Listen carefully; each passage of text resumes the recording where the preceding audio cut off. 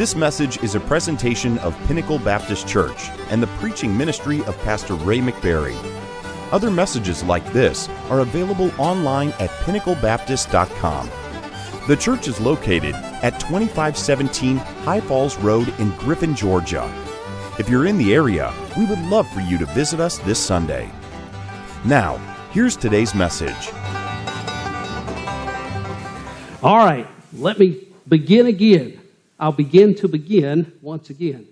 Daniel chapter 4. The introduction that I gave this morning as a preview of Daniel chapter 4, it's one of the most exciting chapters in the entire Bible for this reason. It is the only chapter or the only passage at all in the entire Old Testament that is not written in Hebrew and was not written by a Hebrew. Instead, it was written by a Gentile in a Gentile language. You'll see in a moment who the Gentile is that recorded for us the words of Daniel chapter 4, but it's not a children of Israel, a child of Israel. It is a Gentile, and it's written in the Gentile language of this particular individual. So having said that, hopefully you've gotten your interest piqued just a little bit. Let's dive in to Daniel chapter number 4, verse 1. It says, Nebuchadnezzar the king, unto all people, nations, and languages that dwell in all the earth, peace be multiplied unto you. All right, so right here we see in verse 1 who the author is of this chapter found in the book of Daniel. It is none other than King Nebuchadnezzar himself who is writing these words. What we're going to see recorded here in chapter 4 is that most, if not all, of the entire chapter was penned by Nebuchadnezzar as an official decree to be published. And we have it recorded for us here in the book of Daniel. We don't know if Daniel copied it verbatim, word for word, or if Daniel summarized the words of Nebuchadnezzar, but nevertheless, it is the words of King Nebuchadnezzar. And I can only assume, because they're written in the Chaldean language, not the Hebrew tongue, Daniel must have copied this official decree and statement from the king exactly verbatim the way that he gave it. In verse number 1, we see there Nebuchadnezzar states that this is a message from him, the king. And it's interesting because he writes unto all people, nations, and languages that dwell in all the earth. Now, is he the king over all the people of the earth? No, he's not the king over all the people of the earth.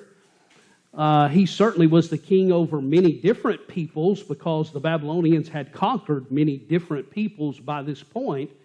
And so in that respect, he was the king over many peoples, but he is writing this message to all the peoples of the earth. And I think you'll see by the time we get to the end of the chapter, the reason he addresses this to all mankind is because the message that he learns that he's wanting to convey in this decree is intended for all of humanity, because the message is one that all of mankind needs to hear. Verse number 2, I thought it good to show the signs and wonders that the high God hath wrought toward me. Now, in the Bible, particularly in the Old Testament, when it talks about signs and wonders, that's just another way of saying miracles. So Nebuchadnezzar is saying, I want to share with you the miracles that God has wrought in my life in the hope that it will help you as well as the listener. Number 3, how great are his signs! Exclamation point. I like that. How great are his signs, and how mighty are his wonders! His kingdom is an everlasting kingdom, and his dominion is from generation to generation.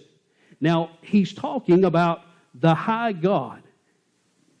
I don't think there's any question by the time we get to the end of the chapter that the high God he's talking about is not the God that he worships there in Babylon, Marduk, that we talked about previously, not any other god or goddess, but he's talking about the God of Daniel, the God that Daniel worships, the same God that he became acquainted with not only through Daniel, but through Shadrach, Meshach, and Abednego.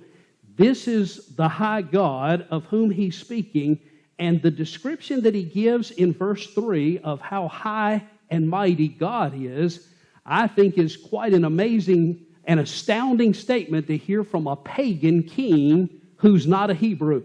Here's a Gentile king talking about our God, and look what he says.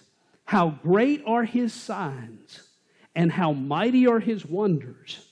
And then he says his kingdom is an everlasting kingdom, and his dominion is from generation to generation.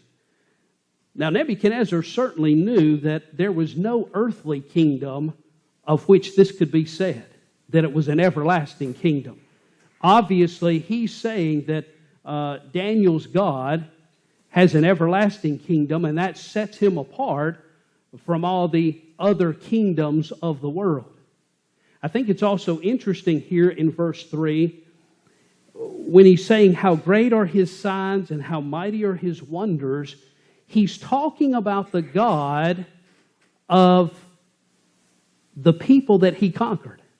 He's not talking about one of the gods of the Babylonians who did the conquering. Daniel, Shadrach, Meshach, and Abednego, they were subjects of his. He's talking about the God of a group of people that he conquered. And yet he, by the end of the chapter anyway, has enough wisdom, enough insight to realize that the God of slaves is greater than the gods he's been worshiping all his life. That, I think, in and of itself is a powerful statement. But let's continue with verse 4 and see what it is he has to tell us. I, Nebuchadnezzar, was at rest in mine house, and flourishing in my palace. Now, I like giving you a little bit of background to kind of fill in some of the details and kind of paint the picture for you. I did a little bit of research on his palace because the truth is Nebuchadnezzar had several palaces in and about the city of Babylon. It is believed that his primary palace is the one of which he's speaking here, and it was located on the north side of the city of Babylon. Now, I'm going to draw a very crude picture of the city of Babylon. Don't make fun of the preacher's drawing. That's not what we're looking at, is the preacher's drawing. But here's the city of Babylon. It had a double wall that went all the way around the city. We'll talk more about this wall next week. And then on the inside of the city was another set of double walls inside where at least one of the king's palaces was located. The king's palace of which we're speaking would have been attached to the northern part of the wall on that innermost double wall. And so from here, he had built the Hanging Gardens of Babylon, considered one of the ancient wonders of the world.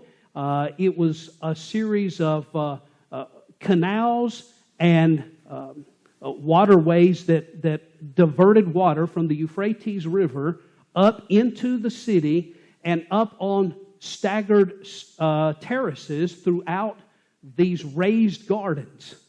Brother Brian, you would have enjoyed working there, I'm sure.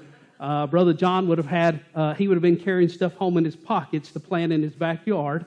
It was a beautiful, beautiful gardens in the middle of the city there around the palace.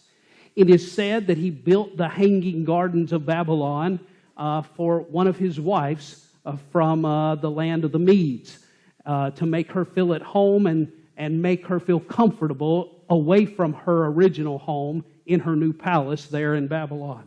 But it is considered one of the ancient wonders of the world, and so must have been a beautiful, beautiful place.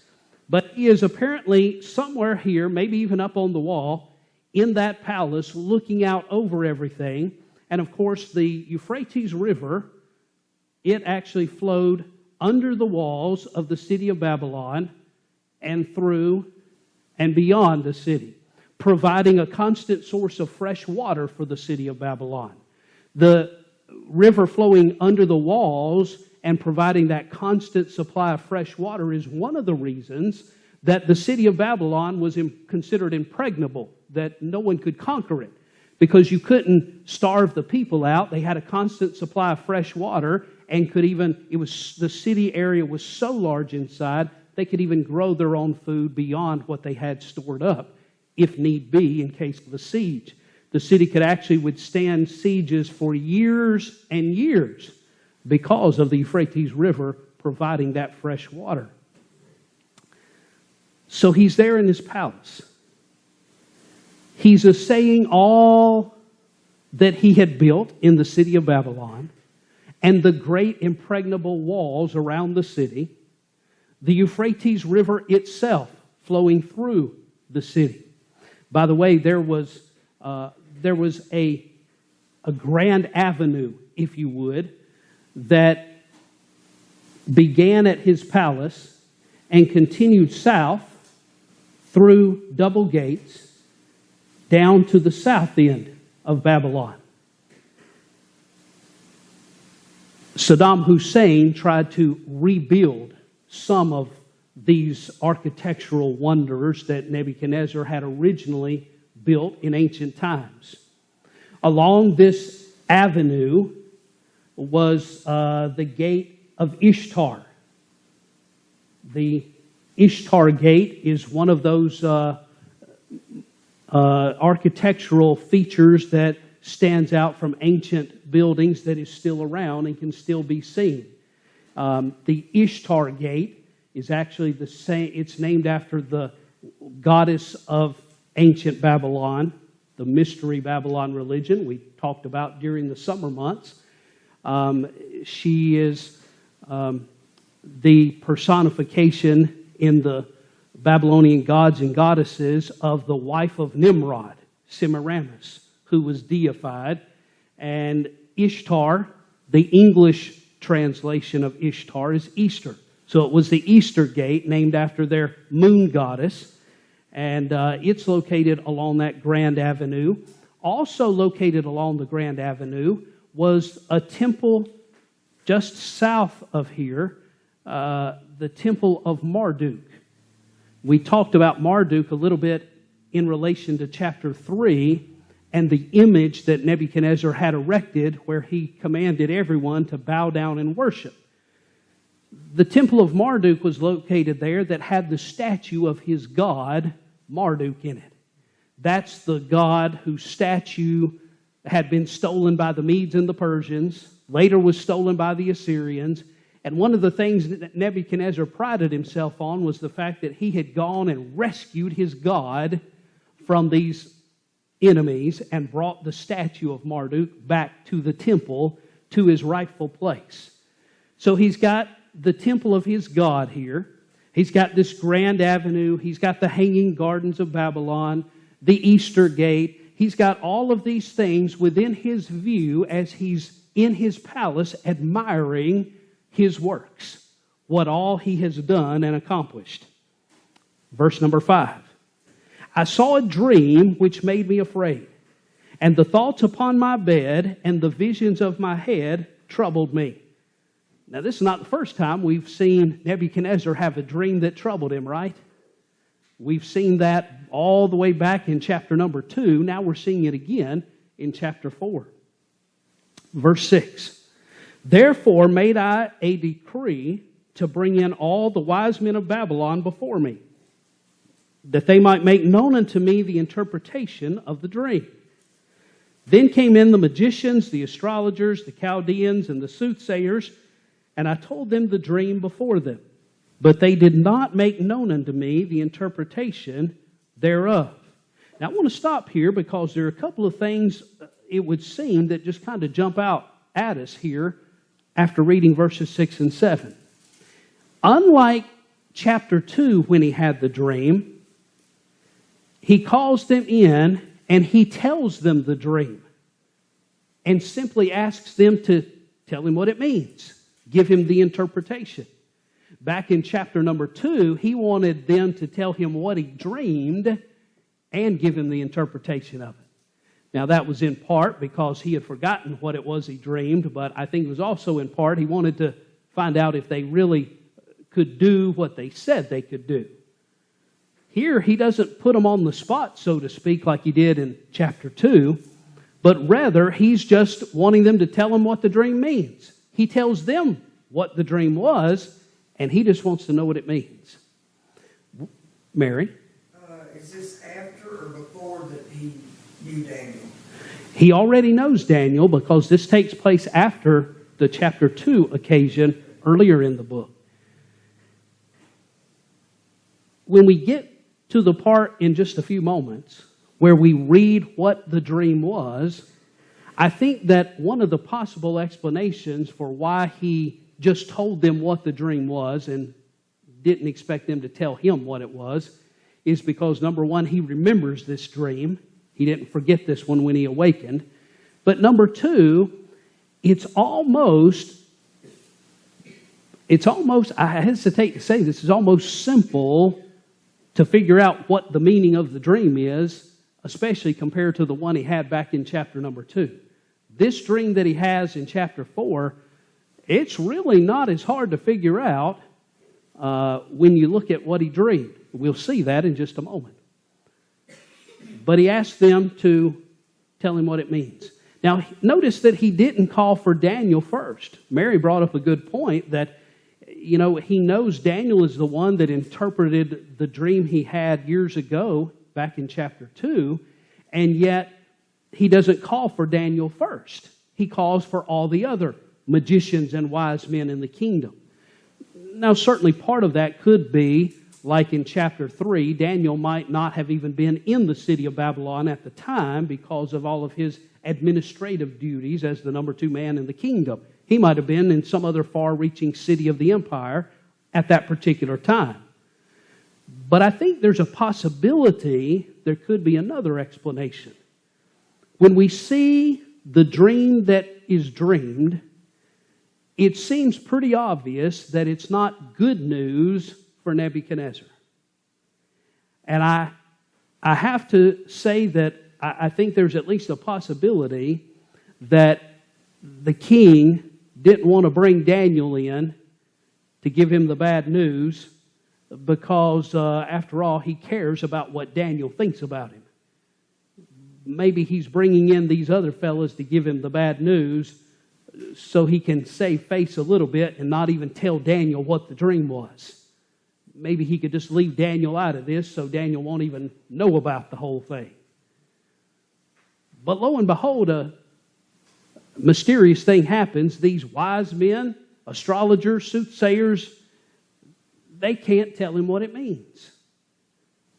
You would think from seeing what the dream is in just a moment, it's a simple enough dream that they could have either told him what it meant or they could have come up with a pretty close explanation for what it meant. I think here is probably a case where they too see how clearly the message of the dream is not good news for Nebuchadnezzar, and who wants to be the one to give bad news to the king? I think they just didn't want to be the bearers of bad news, especially if it got the king's ire up. They knew that it could be the end of them if the king didn't like what they said. So I think they just declined to interpret it and said, "Oh, king, we can't figure out what it means." So now he's about to call Daniel in. Before we do that, I want to go back to something. Because Mary had asked that question about, does he already know Daniel? The answer to that is yes, he already knew Daniel because chapter 2 happened chronologically before chapter 4. This particular occasion is probably quite a few years after chapter 2 that we read about before. In fact, most of the Bible commentators that I have read behind and studied over the years say that King Nebuchadnezzar reigned for approximately 43 years in all. And they say that this particular occasion was probably near the end of Nebuchadnezzar's reign, whereas the chapter 2 incident was early in his reign. And many of the Bible commentators speculate that this could have happened when Daniel was perhaps 50 years of age or thereabouts. So you can see Daniel's he's an older gentleman by this point. He would have been a young man when he was taken into captivity back to Babylon. So this is, 30 plus years after that event. And very likely, this is quite a few years after Daniel chapter 2. But that'll give you a little bit of a time frame there. This had to be a whole new group of astrologers, right? So he killed the others. That's exactly right. John makes a good point. This is a brand new batch of Chaldean soothsayers, magicians, and astrologers. And undoubtedly, they know what was the fate of their predecessors. So that may be why they're a little bit reticent to give an interpretation of the dream, especially if it's something that the king's not going to be very fond of. So that's a good point as well, Brother John. Verse 8. But at the last, Daniel came in before me, whose name was Belteshazzar, according to the name of my God, and in whom is the spirit of the holy gods. And before him I told the dream, saying, all right, now before we read what he says happened in the dream, he calls Daniel in verse number 8 by both of his names. So there can be no mistaking about who we're talking about here. Nebuchadnezzar makes it clear who the individual is he's about to tell the dream to. He calls him by both names, Daniel and Belteshazzar. Did he change his name today? Yes, ma'am. We talked about that, Miss Barbara, back in chapter 1. I think you were out that week. But we talked about the meanings of the name, the names that he gave to the Hebrew children to try to change their identity from being good Hebrews to being good Babylonians. And part of that, of course, was trying to indoctrinate them and convert them to the religion of the Babylonians. The name Belteshazzar, it has to do with the god Bel of the Babylonians. By the way, Bel is the god of the Babylonians who is always portrayed with a dragon as his symbol. He calls Bel, he says he was named after his god, Belteshazzar, referring to Nebuchadnezzar's god, Bel. That's at the beginning of the chapter.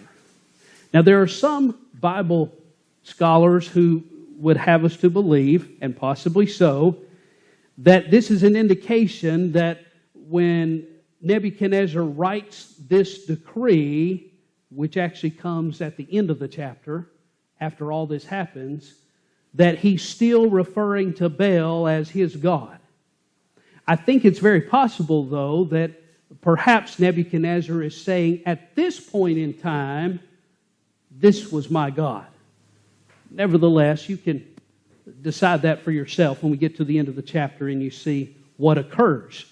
But he calls him by both names so we know who he's talking about here. So he's going to tell him the dream, beginning in verse 9. O Belteshazzar, master of the magicians, because I know that the spirit of the holy gods is in thee, and no secret troubleth thee, tell me the visions of my dream that I have seen, and the interpretation thereof.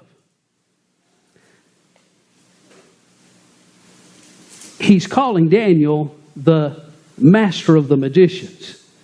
In other words, he's already called in all the others and they couldn't answer it. So here's the last chance. When all else fails, call in Daniel. Daniel's kind of like the cavalry coming riding in to give the answer because he's exhausted his other options and he wants to know the meaning of the dream. Thus were the visions of mine head in my bed.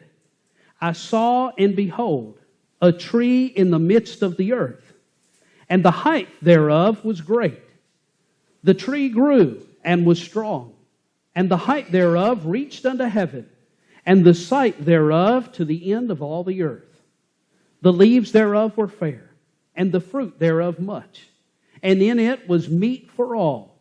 The beasts of the field had shadow under it, and the fowls of the heaven dwelt in the boughs thereof, and all flesh was fed of it.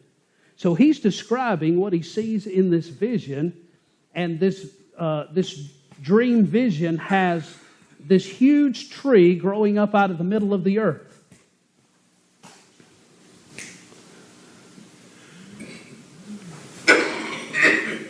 Here's this huge tree growing up.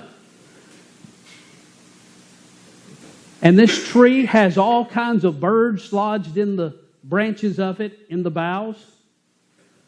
It's got all kinds of animals down here resting in the shade of the tree. There's all kinds of fruit on the tree. And it is feeding and providing for the whole earth. Its top reaches into the heavens. Here are the clouds. It's all the way up in the clouds. This is the vision that he has in the dream. But he's not finished yet. The tree grew and was strong, and the height thereof reached unto heaven, and the sight thereof to the end of all the earth. Look at verse 13. I saw in the visions of my head upon my bed, and behold, a watcher and an holy one came down from heaven. Now the word watcher is a word that was used in a lot of the ancient civilizations. It was a word to describe an angel. This watcher comes down out of heaven. He's relating it to terms they would be familiar with. A watchman, of course, for the king would be similar to an angel performing his duties for God in the heavens. He says this watcher, this angel comes down, and Holy One came down from heaven. He cried aloud and said thus, hew down the tree and cut off his branches. Shake off his leaves and scatter his fruit. Let the beast get away from under it, and the fowls from his branches. Nevertheless, leave the stump of his roots in the earth, even with a band of iron and brass in the tender grass of the field. And let it be wet with the dew of heaven, and let his portion be with the beasts in the grass of the earth. All right, I'm going to stop here. So he says, this angel who comes down out of heaven, cut off the branches, shake down the fruit, cut off this tree, run all the animals out from under it, cut it down to nothing but a stump with the roots still there in the ground, and put a band of iron and a band of brass around the stump. Let it be wet with the dew of heaven. And then it's interesting that it begins to be called a him, a his, instead of an its. It's no longer symbolizing a tree, but very clearly a man. Verse 16. Let his heart be changed from man's, and let a beast's heart be given unto him, and let 7 times pass over him. A man's heart. It's not just that organ that pumps the blood. It is the seat of the emotions. It is also it's where our desires come from. It is, when you talk about the heart of an individual, it's who the individual is. So he says, let his heart. We thought we were talking about a tree, but now it looks like we're talking about a man. Let his heart be changed from man's, and let a beast's heart be given unto him. And let 7 times pass over him. 7 times.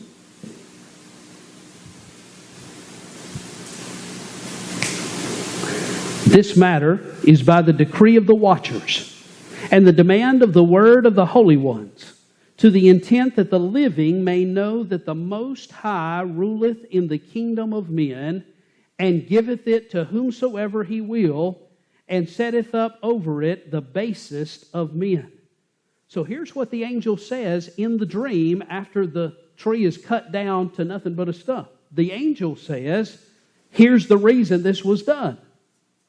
That the living may know that the Most High ruleth in the kingdom of men, and giveth it to whomsoever he will. You'd think, again, those wise men, if they were so wise, it'd be pretty easy to understand what this is saying in the dream vision that he has. Verse 18. This dream I, King Nebuchadnezzar, have seen. Now thou, O Belteshazzar, declare the interpretation thereof. For as much as all the wise men of my kingdom are not able to make known unto me the interpretation, but thou art able. For the spirit of the holy gods is in thee. He remembered when Daniel had interpreted that dream that we learned about in chapter 2. He said, Daniel, nobody else can do it, but you can do it. Verse 19, then Daniel, whose name was Belteshazzar, was astonished for 1 hour. And his thoughts troubled him. Now we'll talk in just a moment about why his thoughts troubled him and why he pondered an hour before answering the king. The king spake and said, Belteshazzar, let not the dream or the interpretation thereof trouble thee. Belteshazzar answered and said, My Lord, the dream be to them that hate thee, and the interpretation thereof to thine enemies. Well, there's the answer to our question. Why was he pausing before just telling the king what the dream meant? It's because Daniel knew very clearly what it meant, and it wasn't good news for the king. He said, King, the reason I'm reticent to tell you is because it's an interpretation that your enemies will love, but not you. Now, I don't think it was just a matter that Daniel was concerned about his own health if he told the king what the dream meant. I think that the king is trying to make known to him here that, Daniel, you just tell me what it means. He said, Belteshazzar, let not the dream or the interpretation thereof trouble thee. The king is saying, listen, Daniel, you don't worry about the consequences, just tell me what it means. I don't think Daniel was just holding off because he was afraid of the king saying, off with your head, because I don't like the interpretation. I think Daniel genuinely cared about Nebuchadnezzar. And I think we could also say that God cared about Nebuchadnezzar. I think we could say that God has been working in Nebuchadnezzar so far all throughout the book of Daniel that we've seen. All the way back in chapter 2 when he had that dream that startled him, that Daniel interpreted for him before. It was a dream where God explained through Daniel's interpretation that Nebuchadnezzar's kingdom was going to come to an end. That it was going to be replaced by 4 different kingdoms, and that at the end, God was going to crush all of them and set up His own kingdom on the earth. He was getting the point across to Nebuchadnezzar that men are not in control of the affairs of the world. There's a God who is. And He not only chooses those who will come, but He can strike them down and destroy them if He chooses. And then in chapter 3, I think Nebuchadnezzar got a little more picture of Daniel's God when Shadrach, Meshach, and Abednego are ordered to be thrown into the fiery furnace, should have all burned up, and yet their clothes weren't singed, not even the smell of smoke on them when they were brought out of the fiery furnace. And he saw 4 walking about in the furnace, and the 4th, he said, looked like the Son of God. I think when he saw that the God of Daniel, Shadrach, Meshach, and Abednego, could even deliver out of a burning fiery furnace, he saw there's something real about Daniel's God. It's not Daniel, it's Daniel's God. I think God is working in Nebuchadnezzar's heart. Is it true? Go ahead, Uncle Matt. Curious. With all this after beforehand, why did he hang on to God? Was it saving faith for all his subject to section and everything? Well, he was a polytheist. He believed in many gods. I think, at least at first, in the book of Daniel. I think he's just adding Daniel's God to his list of all the other gods. I think by the time we get to the end of this chapter, we might see a little different picture here. But is it true that God cares about individuals as well as nations? He does, doesn't he? He cared about me and you. He tracked me down and made sure I knew about him and had a chance to believe. I would venture to say each person in here has their own story where he tracked you down too. Made sure you heard the gospel, maybe even heard it more than once because you were too hard-headed to accept it the first time. That's right. So I wonder if this isn't also an illustration that God is working in Nebuchadnezzar's heart too. He's trying to bring Nebuchadnezzar to a point that he not only accepts Daniel's God as a God, but as the God. And so we'll keep that in mind and bear that in mind as we go through here too. Daniel's going to give him the interpretation here.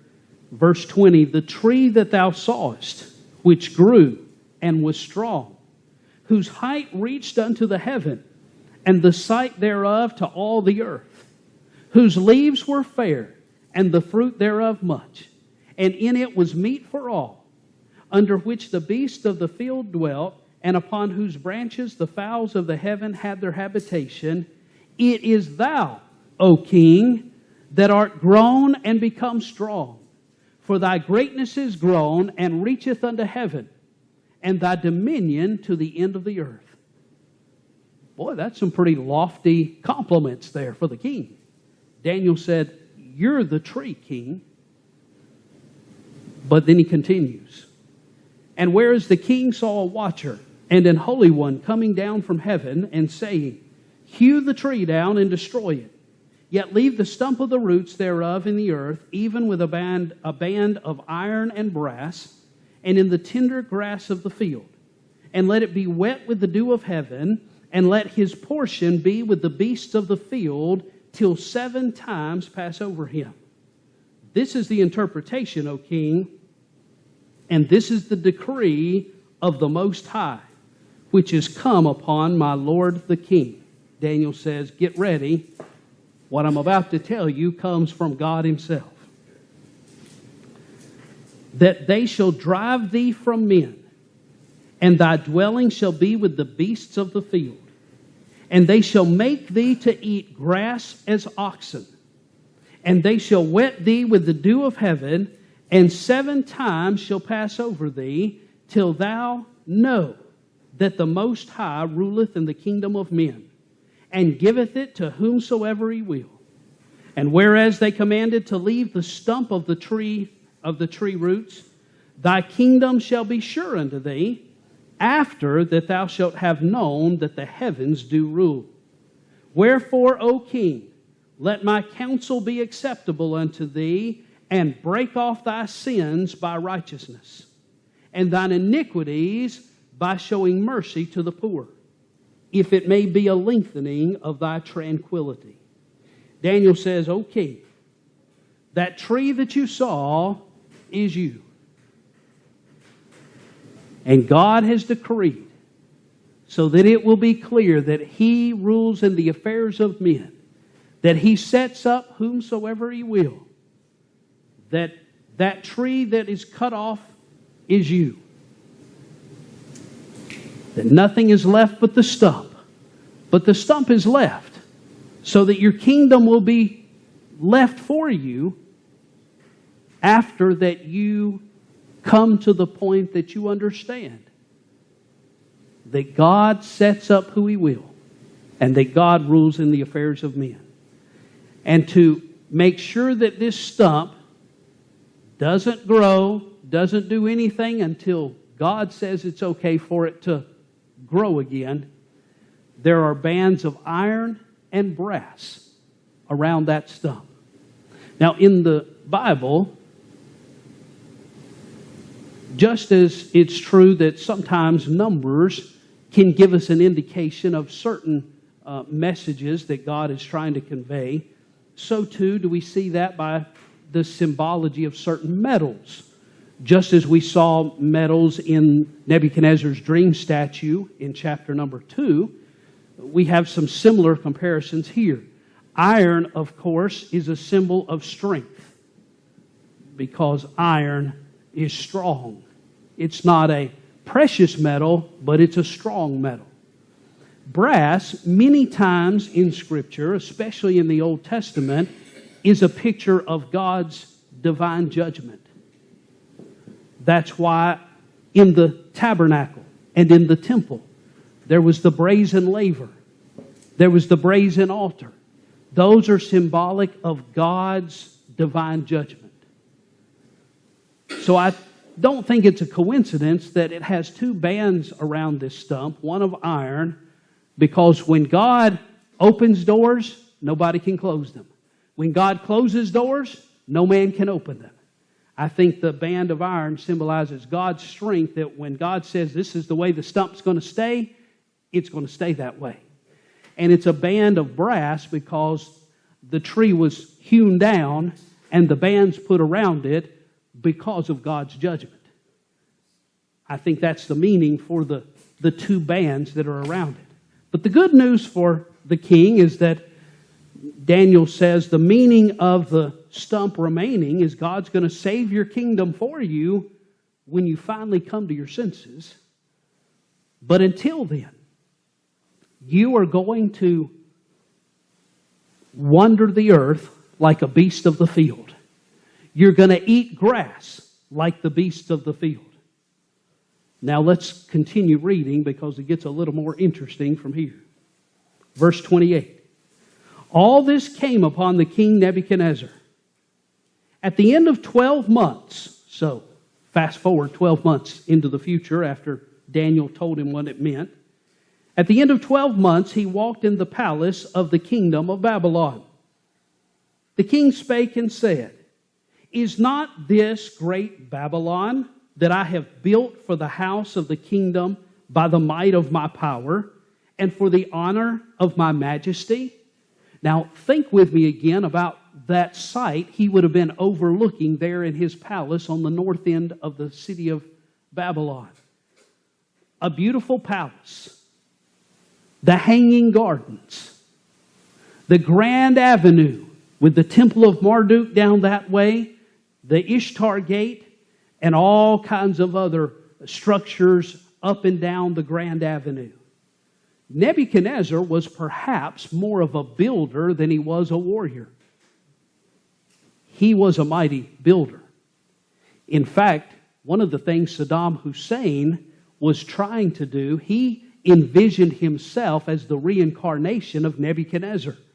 Back during the first Gulf War, you'll recall that there were numerous building projects that Saddam Hussein had undertaken to rebuild many of the things Nebuchadnezzar had originally built that had been eroded or torn down over the centuries, because he viewed himself as the reincarnation of Nebuchadnezzar, the builder of Babylon. So he sees all this and he says, look what I've done for myself. Look what I've done for the kingdom. Look at all my majesty. Verse 31 is very telling. While the word was in the king's mouth, in other words, before he ever even got the words out of his mouth, there fell a voice from heaven saying, O King Nebuchadnezzar, to thee it is spoken, the kingdom is departed from thee. Just like that. Before he even got the words out of his mouth, look how great I am. It all came true, what was prophesied in the dream 12 months before. And they shall drive thee from men, and thy dwelling shall be with the beasts of the field, and they shall make thee to eat grass as oxen, and 7 times shall pass over thee, until thou know that the Most High ruleth in the kingdom of men, and giveth it to whomsoever he will. The same hour, look at that, the same hour was the thing fulfilled upon Nebuchadnezzar. And he was driven from men, and did eat grass as oxen. And his body was wet with the dew of heaven, till his hairs were grown like eagle's feathers, and his nails like bird's claws. Can you get the picture of this fella?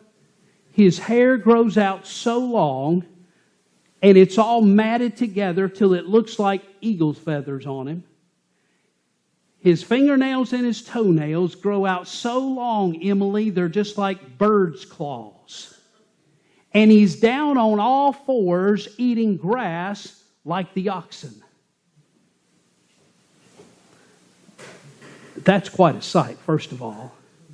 But when you think that this was the king of the Babylonian Empire, and now he's rooting around on his hands and knees eating grass like an oxen, looking like an animal, that's quite a picture. Brother John? That's where it draws the same picture of Saddam Hussein, really, because, he was over Iraq. And then when they found him, he was under the floor in the house, looking grubby and all. That's pretty similar. You're right. Pretty scruffy pictures there, weren't they?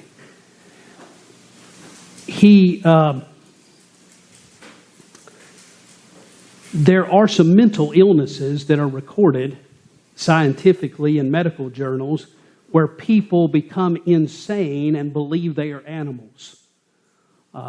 Some people believe they turn into all different kinds of animals.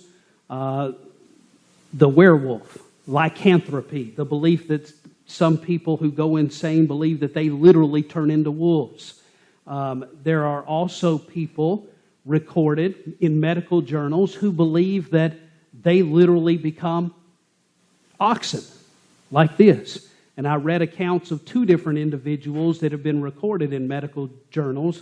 That's called boanthropy, I think is the spelling of it. The study of man and the belief that man turns into an ox of sorts, cattle. And apparently, unlike some of the other mental illnesses where people believe themselves to be actual animals, it is reported that at least some cases of those who view themselves as cattle, on the outside, they act like cows, oxen, cattle, but they still have their intellect intact internally, and they're able to think and reason even though they're acting like an animal on the outside. Possibly he was given this type of insanity, or perhaps Nebuchadnezzar had something unique that no one else has ever had because God said it was going to happen. In any event, Nebuchadnezzar, he begins to do exactly what God predicted he would do. He's down on all fours eating grass like oxen. His hair's all grown long, matted so long and dirty that it looks like eagle's feathers. His fingernails and toenails are grown long like bird's claws. I couldn't help but note the irony, however, that the God that Nebuchadnezzar worshipped as the chief god of Babylon, Marduk, is oftentimes, as we talked about previously, symbolized by a bull or an oxen with horns. The horned god. You remember that we talked about how in Egypt, when they adopted the Babylonian god Marduk, they began the worship in Egypt of the golden calf, the worship of the horned god. Same thing that we talked about, how the children of Israel made an image of and danced around it at the foot of Mount Sinai while Moses was up getting the 10 Commandments from God. So here is Nebuchadnezzar, who worships as his chief god Marduk, the solar bull, the horned god, a bull or an ox, and now he's down on his hands and knees going around acting like an oxen. I couldn't help but notice the irony. To be honest with you, I have no idea why none of the other commentaries I've ever read have brought out that point, but it certainly is something that I think is a little bit ironic, considering that's the God he worshiped, and now he's down on all fours eating grass like an oxen. What an amazing sight that must have been to all the rulers in the court of Nebuchadnezzar to see the king down on all fours. And at the end of the days, I, Nebuchadnezzar, lifted up mine eyes unto heaven, and mine understanding returned unto me, and I blessed the Most High, and I praised and honored him that liveth forever, whose dominion is an everlasting dominion, and his kingdom is from generation to generation. What he says here is, listen, at the end of all of this, I came to my senses. And I lifted up my eyes to heaven, and God restored my senses to me. Now, the dream had said, and Daniel told him, he would go around like an animal till 7 times passed over. It says 7 times. That is 7 units of measure. It doesn't specifically say 7 years. The Hebrew language has a word that means a unit of time, and it says 7 units of time. But in all likelihood, it was 7 years. You say, well, why do you say it's 7 years if it's not specific in the original language that it's talking about years? Well, could his hair grow out so long and his nails grow out so long that it would be matted and look like eagle's feathers after 7 days? I don't think so. 7 weeks? Probably not. I don't even think your hair could grow long enough to look matted and so forth after 7 months. In all likelihood, this is 7 years that we're talking about. There's another instance in the Old Testament, in the Hebrew language, where that term of 7 times comes up. The story of Jacob, when he goes and Uncle Laban makes him work 7 years for what he thinks is marrying Rachel. He gets deceived and he ends up getting stuck with Leah, his second choice. And so he works for Uncle Laban an additional 7 times or 7 years to get to marry Rachel, the girl he wanted to marry in the first place. This is the same thing going on, and in that instance, it was 7 years and an additional 7 years. So in all likelihood, Nebuchadnezzar was down on his hands and knees, acting like an animal, out of his mind for 7 years while the kingdom went on. Just the fact that nobody else came in and took the kingdom for themselves, one of his cousins or nephews or whoever, they were always trying to knock each other off to become the next ruler. Just the fact that God preserved his kingdom for him for those 7 years he's acting like an animal is a miracle in and of itself. Nobody tried to take over the kingdom, or at least they didn't succeed. God preserved his kingdom for him like he promised he would do.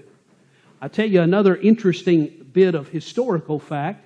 I can't attest to this personally, but based upon the studying I did for tonight, it is reported among a number of Babylonian historians, secular historians, that there is one period of Nebuchadnezzar's 43-year reign where he had no military exploits, and that period of time just happens to be 7 years long, where there's nothing recorded that he did anything great for 7 years.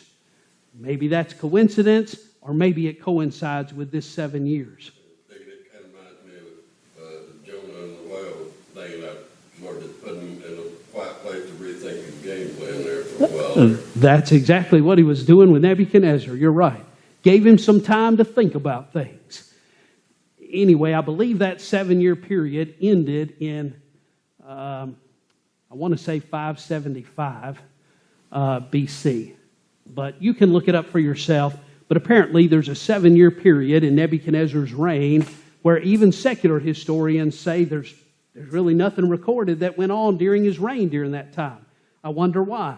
Well, it seems to coincide very well with this particular part of the story. By the way, that was towards the end of Nebuchadnezzar's reign. Not the very end, but very close to it. But look at the words he says about Daniel's God in verse 34 and 35. And at the end of the days, I, Nebuchadnezzar, lifted up mine eyes unto heaven, mine understanding returned unto me, and I blessed the Most High. Not a Most High, but the Most High. And I praised and honored him that liveth forever, whose dominion is an everlasting dominion, and his kingdom is from generation to generation. In other words, he's the one over all and all. And all the inhabitants of the earth are reputed as nothing. And he doeth according to his will in the army of heaven, and among the inhabitants of the earth. And none can stay his hand or say unto him, what doest thou? In other words, nobody can ask God, why are you doing that? Because he's God, and he alone has the authority to do whatever he wishes. Verse 36. At the same time my reason returned unto me, and for the glory of my kingdom mine honor and brightness returned unto me. So as soon as he repented, immediately his senses and his mind returned to him. And my counselors and my lords sought unto me, and I was established in my kingdom, and excellent majesty was added unto me. Now I, Nebuchadnezzar, praise and extol and honor the King of heaven, all whose works are truth and his ways judgment. And those that walk in pride, he is able to abase. Now, I'll be honest with you. Some of the Bible commentators that I respect and read their things are not convinced that Nebuchadnezzar actually came to the point that he had saving faith in the God of Daniel. But I would be hard-pressed to convince myself that he didn't get to that point by the end of this chapter. I think by the end of chapter 4, Nebuchadnezzar had come to the point that he had the kind of belief in God and faith in God. I personally think he trusted in the God of Daniel, even for his salvation. You don't have to believe that. The Bible doesn't really tell us definitively either way. But he certainly came to the point that he realized Daniel's God was different than all the other gods. If he got a glimpse of that in chapter 2, and more so in chapter 3, by the end of this chapter, he has no doubt that Daniel's God is the one running the show, and that there is none like him. That brings us to the end of chapter 4. But that last phrase he says, and those that walk in pride, he is able to abase. He is still able to do that today. Amen? Presidents, vice presidents, premiers, congressmen, Supreme Court justices, doesn't matter who it is, God is able to abase those that walk in pride. All right, any questions or comments now?